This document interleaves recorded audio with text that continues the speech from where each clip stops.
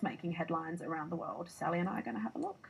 All right, well, let's start with the Europe edition of Wall Street Journal, which leads with the story we've just heard about, Spanish King Juan Carlos' abdication announcements in a lot of the papers, actually. This one reports his son, Prince Felipe, is being thrust onto the throne amid scandal, regional separatism and economic discontent.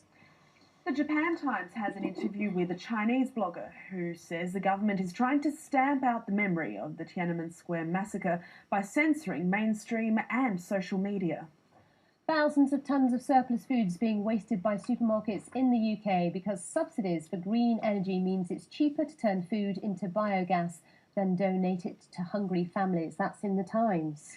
American banks are widening the pay gap with Europe. The Financial Times reports top US executives received an average pay rise of 10% last year. The business section of today's Daily Telegraph looks at new regulations facing London's foreign exchange market. Treasury and International Financial Stability Board are poised to unveil a clean-up of the global market within the next 2 weeks. And South China Morning Post reports that China is considering easing its green card criteria to help lure talented foreign workers. Well, to talk about all of that with us is Mark Davies, CEO of Camberton. Thank you very much for coming Morning, in. Mark. Not at all. Good morning. Good morning. Shall we start in Spain? And yes, King with the Juan King's Carlos. abdication. Yeah. Well, Sally was saying it. It's in amongst unemployment and scandal. There's been all sorts of economic problems in Spain, and equally had the problem a couple of years ago when he went elephant shooting, and he is, or he was at the time, the president of the Worldwide Fund for Nature in Spain. So he had all sorts of problems on that. But equally, he is 76. I think it's fair enough that he should be stepping down after 39 years. Of course, with the economic problems they've had, 50% youth unemployment they have in Spain, 23% unemployment generally. And so there are going to be calls for an end to the monarchy. Of course, there are always going to be calls when there's an opportunity to end the monarchy, wherever the monarchy exists. The same has happened in Australia. Whenever there's an opportunity, there are calls here occasionally, although, of course, our Queen is probably more popular now. She has been for many, many years over the last decade. But yes, as a result, a little bit of unrest in Spain. Mark, do you think it's interesting that in Europe, at least on the continent, I think it was Netherlands and Belgium as well, and now Spain, they seem to have a tradition of abdication and handing over to the next generation? Well, I mean, he's a spring chicken compared with our Queen, isn't he? He's 76 and our Queen is 88. So yes, they're obviously more prepared to do it than the Queen is here in this country. And Queen Beatrix, she was 76 as well, so the same age as Juan Carlos. I think it's interesting because unless you know quite a lot about the history of Spain, you forget what he took over from. You think about Spain as being, a democracy very much in the same way as Britain is. But of course, he took over from the dictatorship of Franco. And unless you know a great deal about it, you associate him with the sort of scandal of recent years and the problems of recent years. It's only a week ago that Matthew Parris was writing a comment piece in the Times in London saying that the King needed to step in the way that he had done in 75 to bring stability to the country. So there are people that see him as that unifying force and that strong figurehead. But yes, you're right. I mean, there is an abdication. It's the second abdication that's happened in Europe in the last couple of years. And from your comments about our Queen, you don't believe she'll follow suit then? Well, I think it's highly unlikely that she will, but you never know. Well, people are talking about it now, aren't they? As they would, I suppose. Now let's have a look at the Japan Times. And of course, the anniversary is coming up, June the 4th, of the Tiananmen Square. This makes me feel rather old. Massacre. I don't know about you. Yes, it was 1989, and this particular article is looking at a blogger who last year had 1.5 million readers, so a pretty big audience.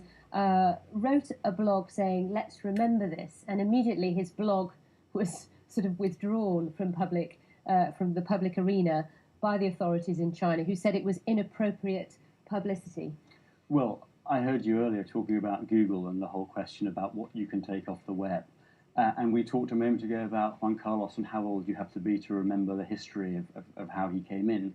Here, this is 25 years ago, so thinking about it, you need to be at least 35 to remember what happened at Tiananmen Square in 1989. Now, I don't know exactly what percentage of the population in China is over 35, but it's probably around 40 to 50%, I would think. So that's half the country that has no knowledge whatsoever of this seminal event that those of us who do remember it, it was, you know, the man in front of the tank. It was so important, and yet half the country has no understanding, no knowledge, nothing, and more to the point, won't get any, because it's not going to be taught in schools, and you can't find it on the web. So you do realise the extent to which history can be, if not completely rewritten, then at least in the minds of the population, engineered towards a certain And it's result. funny, because that was Larry Page's argument, the CEO of Google, that the stance by the EU Court of Justice is actually quite worrying when it comes to governments. Well, I think this wanting to hide demonstrates just information. how worrying it can be, because you know, people will be growing up in China without any knowledge of their history, none at all, and that is, I think, quite a worrying thing.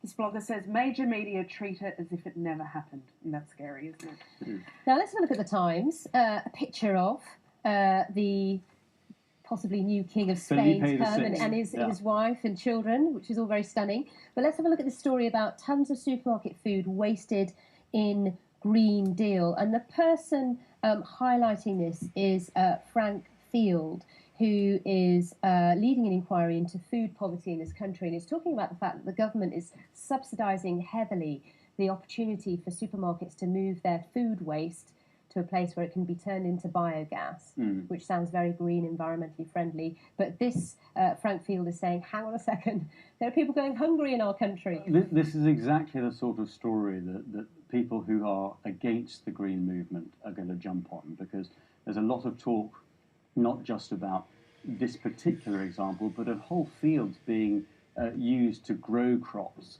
that are then used for ethanol rather than to feed people. There are people going hungry in the world. The figures here are astonishing. 300 to 400,000 tonnes of surplus food annually, and only 2% of it is going to charities.